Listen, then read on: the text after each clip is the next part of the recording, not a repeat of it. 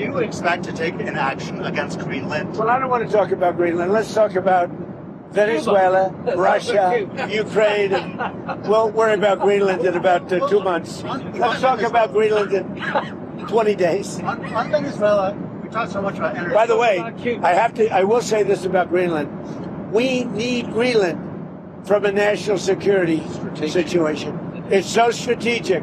Right now, Greenland is covered with Russian and Chinese ships all over the place. We need Greenland from the standpoint of national security.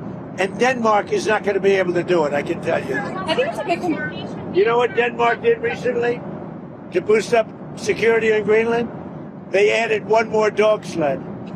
It's true. They thought that was a great move. What would the justification be for a claim to Greenland? What would the justification? Oh, I don't want to talk about Greenland now. I just say this. We need Greenland from the standpoint of national security.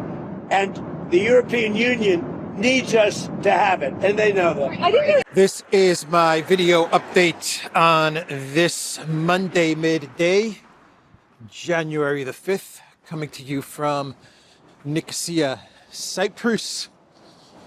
Let's talk about some news, and let's start things off with the New York Times reporting that Maduro will appear in a court today in New York City. Yesterday evening, the New York time, he was put in a van, an open van. The doors were open, and he was placed in this van and driven around New York City. He was paraded around New York City, the home of the United Nations, in an open van for everyone to witness. Disgraceful, absolutely disgraceful. I believe in a video a couple of days ago, I actually mentioned that the Trump administration is going to parade Maduro around.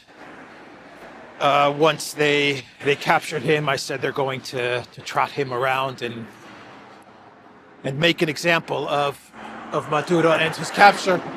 And that is exactly what we saw yesterday. So, speaking of the New York Times, they are hinting at some sort of a coup d'etat that actually took place in Venezuela.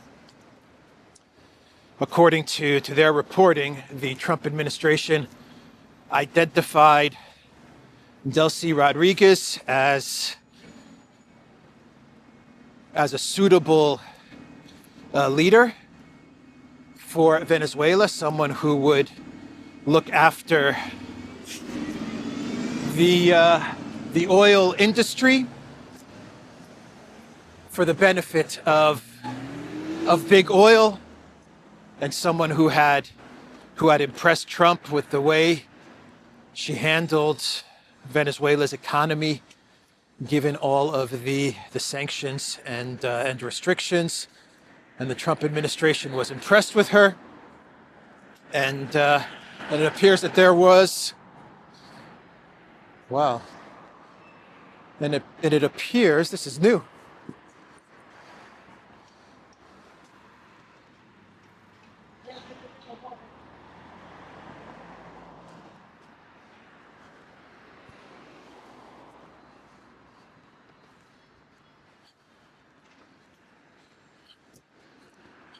There was some back-channel diplomacy, some talks that took place, not directly with Rodriguez, but with her people, according to the New York Times, and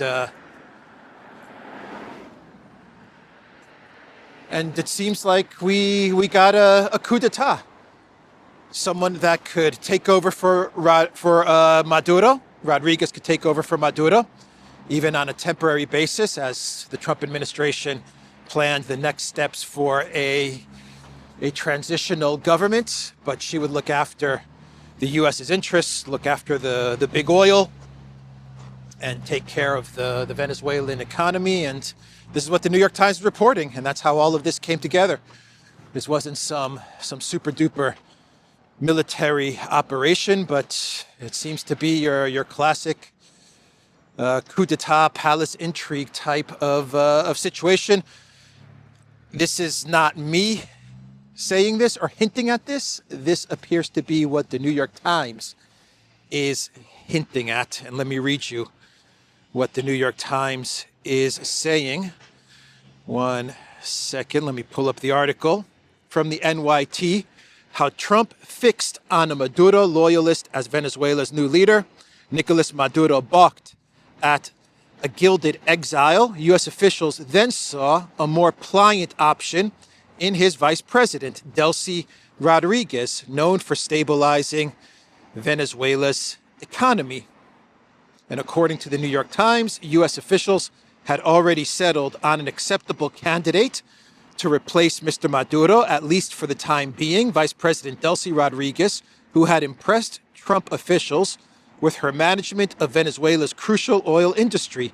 The people involved in the discussions said intermediaries persuaded the administration that she would protect and champion future American energy investments in the country.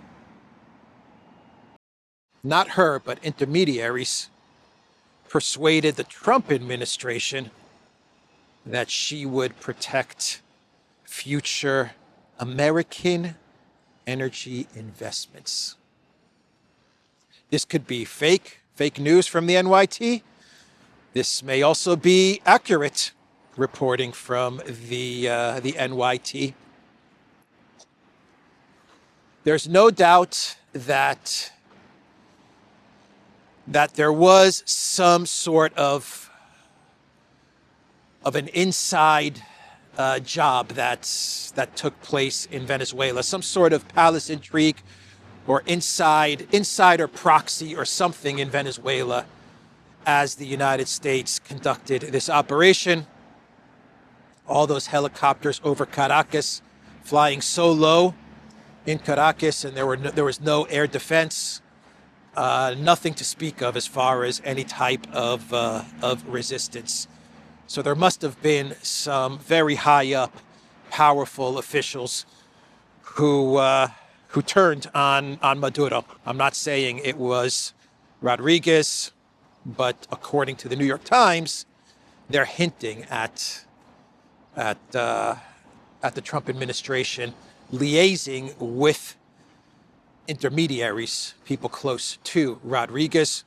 Rodriguez, in her defense, she has spoken very publicly about her support for Maduro and her support for the government and the policies of Maduro and against the actions of the United States. That is her public position.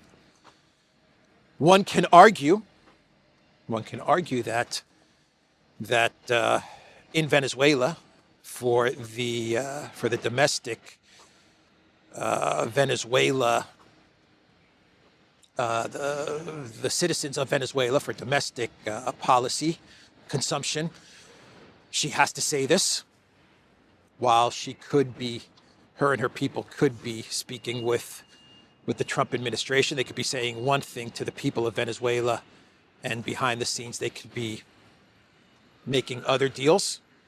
Once again, I'm not saying this is what's happening. I'm just presenting different scenarios. But the New York Times has published an interesting piece about what actually happened in Venezuela. If this is indeed the case, and the New York Times reporting is accurate, then we have a coup d'etat. That's pretty much what happened in Venezuela. So that's the New York Times. That is what they are reporting. We have this bit of news, which came in yesterday, which is that Venezuela's acting president just extended an invitation to the United States for joint cooperation on a new agenda. So we have that bit of news as well. You could also argue that the current government, that is now in place since Maduro's abduction, kidnapping, has realized that that they would be unable to stop the United States if they launched a second strike. Trump has issued a public warning to officials in Venezuela, and specifically to Rodriguez, that if she resists, then there's going to be a second, a very powerful strike, a more powerful strike into Venezuela. So you could also make the argument that that Rodriguez and her administration, the administration that is in place right now in Venezuela, is saying that they're unable, or they've made the decision that they would be unable to prevent the United States from a second, even more devastating strike against Venezuela. So they've opted for some sort of a mediation and cooperation. You could also make that argument as well. So that's the news out of Venezuela, at least the reporting about what happened in Venezuela. The death toll is at over 100 from the U.S. operation. We went from no casualties to now 100 casualties. Not U.S. military, but we have casualties from Cuban officials and military personnel who were with Maduro and protecting Maduro. From what I understand, Maduro's personal bodyguard, his security detail, was killed in this operation, and you do have quite a substantial amount of civilian casualties as well, including an elderly woman who was in her apartment, an 81-year-old elderly woman who was killed as she was in her apartment, and it's at 100 and rising. So that is the update there. Once again, the source for the casualties is the New York Times, actually.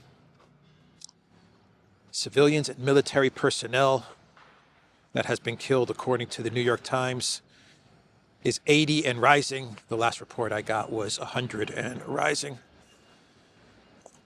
So Trump was on Air Force One, and he was with Graham and Lutnick, and they were laughing it up. They were enjoying themselves as they were speaking to the media. Everybody who was angry with me or making fun of me as I was saying that Lindsey Graham is the foreign policy president of the United States. Alex, you have no idea what you're talking about, they were telling me. You have no idea what you're talking about. Putin propaganda. Putin talking points.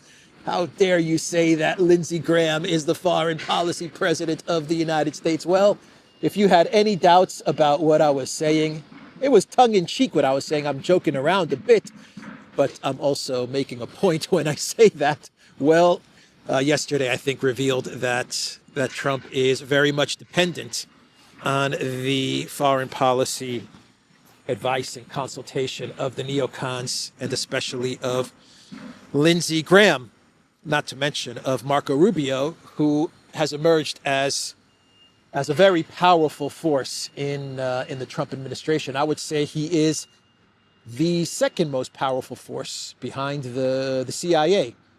And then I would say it's Trump. I would say it's the CIA. I'm joking around here. I would say it's the CIA, or maybe I'm not. The CIA, then Marco Rubio, then Trump. That's who's making the decisions. But in all seriousness, Rubio remains the Secretary of State, and he is in charge of the NSA as well.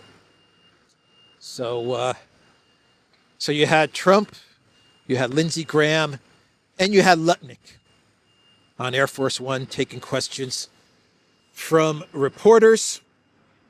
And let me just go over some of the things that Trump and Lindsey Graham said to reporters. Lutnick was just in the background laughing and giggling. Very happy, Lutnick. Very happy, Lindsey Graham, at everything that is unfolding. But Trump was talking about Venezuela, and he said, we're dealing with the people who just got sworn in. Don't ask me who's in charge, because I'll give you an answer and it will be very controversial. So then a reporter asked, what does that mean? And President Trump said, we're in charge. We're in charge, said President Trump.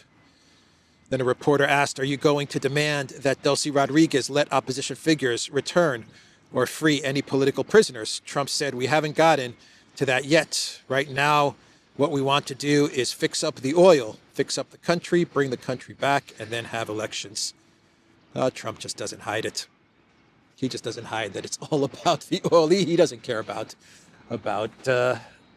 concealing what this is all about. Narco terrorism and speedboats with drugs and all of that stuff. Reporter asked, did you speak with the oil companies before the operation?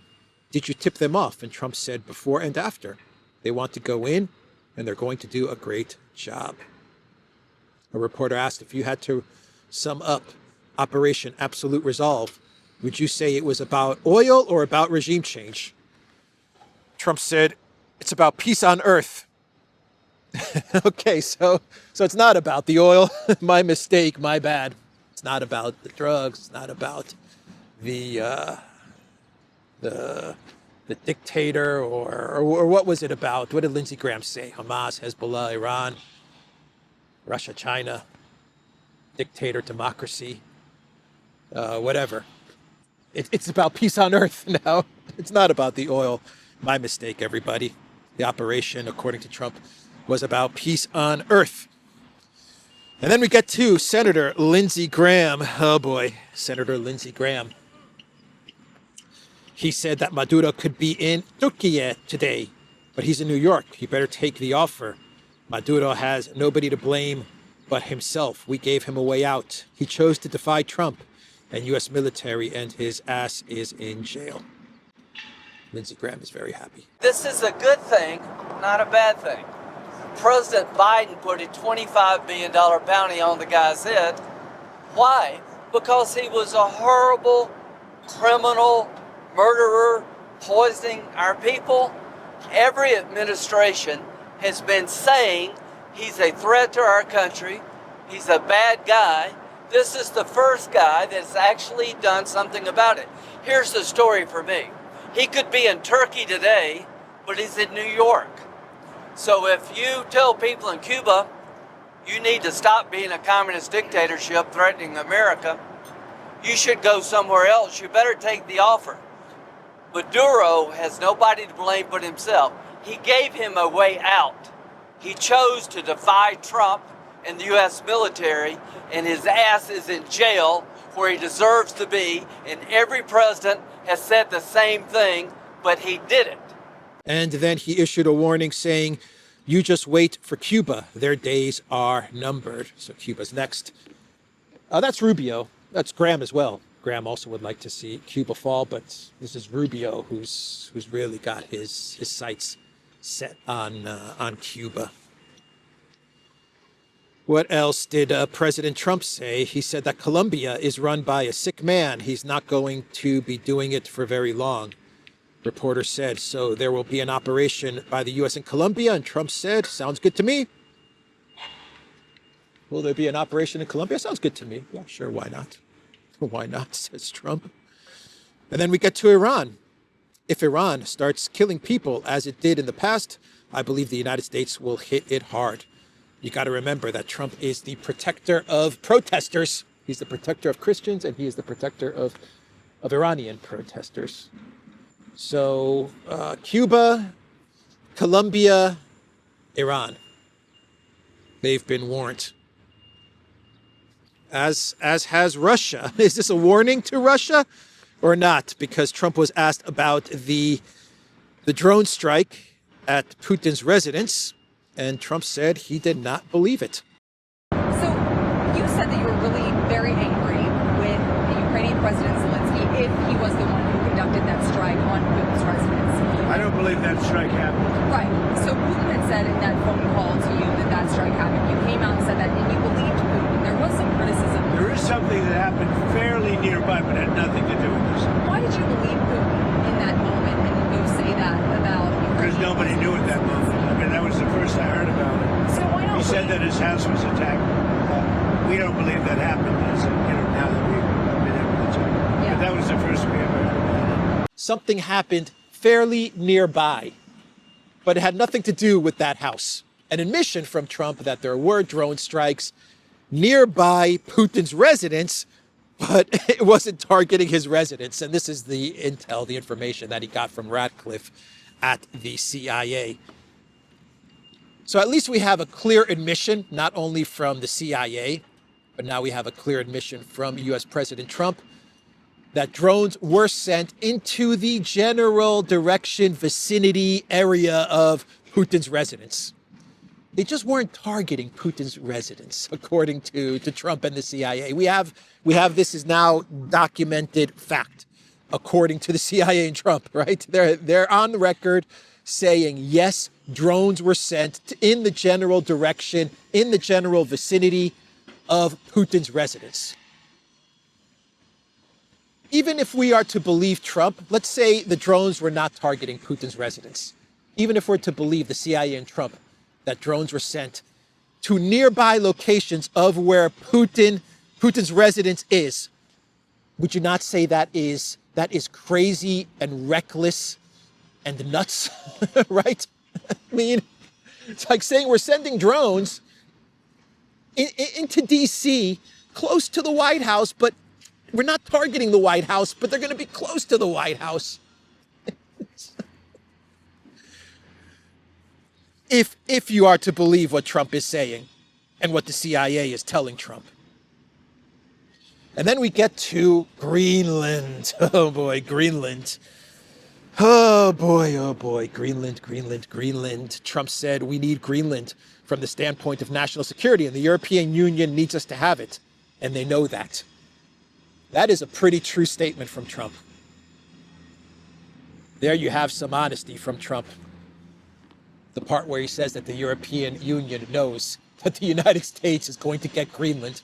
He says the European Union knows that the United States needs Greenland. I'll rephrase it as saying the European Union understands that the United States is going to take Greenland. They understand it. I think everyone understands it. And as I said in my video update yesterday, as Brian has been saying in his video updates as well, when it comes to Greenland, yes, it's the Arctic. Trump talked about Russia and Chinese ships and boats all over the place. And that is playing a big part in why the U.S. wants Greenland. You can also make the argument of minerals and all of that as well. But the real goal for Greenland is to move closer to Europe, get closer to supplying Europe and pushing Europe. As you get closer to Europe and supplying Europe with weapons, you get closer to pushing Europe as they gear up, prepare for a conflict with Russia in 2030. Right? That's the reason that the U.S. wants Greenland. They get a nice big foothold in Europe, and they push the Europeans closer along to the path of conflict with Russia. And when Trump says that there are Russian and Chinese ships around Greenland, he's pretty much giving the game away, right? He's saying that the U.S. wants this area. It's in our national interest. It's in our sphere of influence, but it is also aimed at surrounding Russia and preventing China from trade routes from the Arctic. So I mean, you know, it's all there in what Trump said, and the EU knows this. The EU knows this, and the EU is going to play along with. They're going to do whatever the United States says when it comes to Greenland. Yeah, they're going to play along and be outraged and huff and puff and whine and talk about how Greenland is a part of Denmark and please Trump, don't talk about taking Greenland and all of this stuff. But we know that when all is said and done, Europe can't do anything when it comes to the United States saying we're going to take Greenland. What Europe would like, what NATO would like, and what the EU would like is to go on with the illusion that Europe is some sort of ally with the United States. They're on an equal level with the United States. They're partners with the United States. That's how the U.S. views them. They would like that illusion to go on. So for them, it would be very embarrassing for the United States to just take Greenland, because it destroys the illusion of the EU and the United States having some sort of equal partnership. But what Trump is going to do is he's going to embarrass Europe and expose the fact that it isn't an equal partnership. It's a master and a vassal. So that's what you're going to have going on in Greenland. The Trump administration is not hiding the fact that they are going to take Greenland, and we're going to get to Greenland in a bit, because Frederickson issued a statement on Greenland, a pretty pathetic and sad statement on Greenland. But before we get to Frederickson's statement, Kaja Kallas, stunning and brave, she issued a statement, an official statement, which she says is backed by all of the EU member states, on Maduro, where she basically argues that Maduro lacked legitimacy. And this is backed by all of the EU member states. Maduro lacked legitimacy, and therefore what happened was A-OK. New rules in the rules-based order handbook or PDF, wherever that document is. I still have not been able to find the actual document, the handbook of the rules-based order. So I don't know where that book is, but if anyone has a copy of the rules-based order handbook or PDF, please link it down below in the comments section. But it seems like we have an amendment or an addendum to the rules-based order handbook, and that is that if a leader of a sovereign country is considered to lack legitimacy, then it's okay to coup d'etat, regime change, or kidnap that leader. Okay, so got it, everybody? Lacks legitimacy, then it's okay to go after him. And who decides if that leader lacks legitimacy? Well, the collective West. If the collective West decides that a leader lacks legitimacy, then it's okay to coup d'etat that leader, or to kidnap that leader. If it's not the collective West, then you can't do these things. So the collective West decides if a leader lacks legitimacy. So that's basically what Kaja Kallas said in her statement. Because we considered Maduro as lacking legitimacy, what the United States did is really not a problem. But of course, we now want a smooth transition according to international law. They did the same thing with the coup in 2014 in Maidan. They did the same thing with Syria. It's the same exact script. A regime change happens, or a coup d'etat happens, and then you have the collective West, all scripted, all saying the same thing. Everything's coordinated. Everything's already pre-written.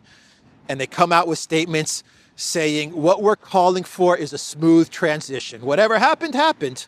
Whatever happened, let's forget about it. What we need now is a smooth transition, right? To the government that we approve of. Smooth transition. That's what we want. So that's a statement from Kallas. That takes us to Denmark and Frederickson's statement on Greenland. I must say this very clearly to the United States. It makes absolutely no sense to speak of any necessity for the United States to take over Greenland. The United States has no legal basis to annex one of the three countries of the Kingdom of Denmark. The Kingdom of Denmark, and thus Greenland, is a member of NATO and is therefore covered by the alliance's collective security guarantee. We already have a defense agreement between the Kingdom of Denmark and the United States that grants the U.S. broad access to Greenland. In addition, the Kingdom has made significant investments in security in the Arctic. I therefore strongly urge the United States to cease its threats against a historically close ally and against another country and another people who have stated very clearly that they are not for sale. Mette Frederiksen, Prime Minister of Denmark. If Trump puts enough pressure, Denmark's going to end up giving Greenland to Trump. Believe me, if he puts enough pressure on Denmark and on Europe and on NATO. All Trump has to do is say one thing.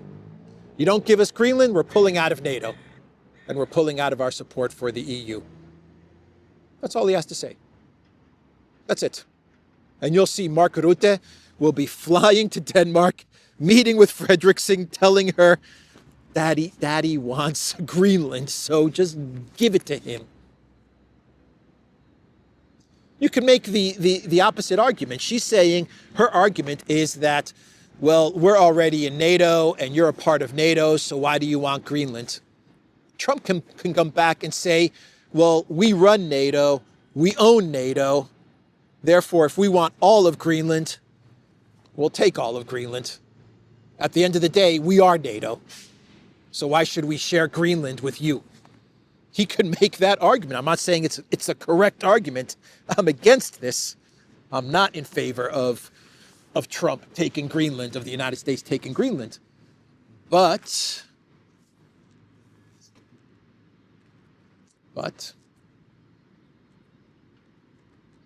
you put yourself in this position, didn't you, Denmark?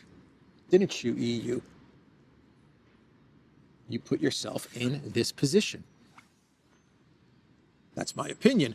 Swedish Prime Minister Christoforou said it is only Denmark and Greenland that have the right to decide on matters concerning Denmark and Greenland. Sweden fully stands up for our neighboring country. It is only up to Venezuela and the people of Venezuela to decide on matters concerning Venezuela. No. Oh, boy. What a mess Denmark and the EU has gotten itself into. What a mess. So here's an interesting theory about Venezuela, about one of the reasons why we have this kidnapping, regime change, coup d'etat in Venezuela. And let me read you a post from Thomas Massey. According to GROK, Paul Singer, globalist Republican MAGA donor who's already spent $1 million to defeat me in the next election, stands to make billions of dollars on his distressed Citco investment now that the administration has taken over Venezuela. Robert Barnes posted, since the oil ain't coming anytime soon and the Chavistas still control Venezuela, what's the goal? How about getting them to pay off $21 billion judgment owed by the government? Guess who owns the rights to the $21 billion? The fund of Paul Singer, the Israeli supporting big Trump donor.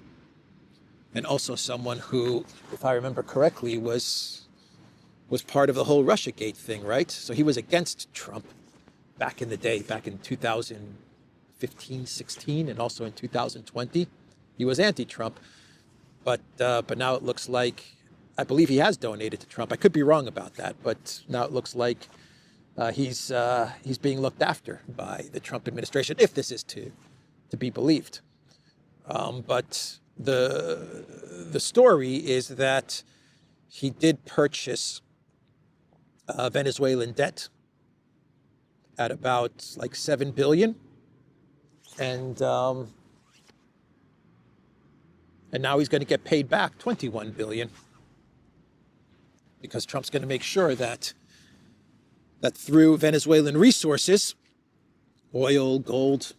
I've heard Venezuela has a ton of Bitcoin as well, Bitcoin reserves. I don't know. Through all of this stuff, minerals, rare earths, that he's going to get his money back. I also heard that BlackRock has also taken a loss from their investments in Venezuela. And so they're going to get their money back. I'm not saying this is what's happening, but it's an interesting side note to everything that's going on. And it may be one of the reasons that we see all of this happening in Venezuela at this moment in time. Maybe there is a part to the Venezuela regime change that does have to do with donors. Anyway, let's do some clown worlds and we'll wrap up today's video. Elon Musk, he had a dinner with POTUS and FLOTUS with Trump and Melania. He posted on X, 2026 is going to be amazing. Elon Musk is very excited about what's going on. He's very happy about what's happening in Venezuela. good business opportunities are opening up for Musk, could open up for Musk. So he's decided to have a sit-down dinner with Trump and Melania. And we have these fake videos that are circulating around X and Telegram, which show so much happiness and excitement in Venezuela at the removal of Maduro. And these videos are being reposted or retweeted, shared by very prominent conservative MAGA America First accounts. And they're saying, you see, look, people in Venezuela, in Caracas, are so happy that Maduro has finally been removed. And it turns out that these videos are all fake. Glenn Greenwald posted absolutely fantastic bang-up job from independent media, spreading mega viral fake videos to millions, all to serve the U.S. government's war propaganda aims, putting corporate media to shame. Just keep retweeting these fake videos. Even if false, they spread joy and purpose. Completely fake and false videos, by the way. But they're racking up millions and millions of views and spreading the propaganda, the fake news that huge gatherings of people in Venezuela who are overjoyed at Maduro's removal. Anyway, that is the video, theduran.locals.com. We're on X, we're on Rumble, we're on Telegram, and we are also on Substack, Duran Shop, link in description box down below. I'll see everyone tomorrow. Take care.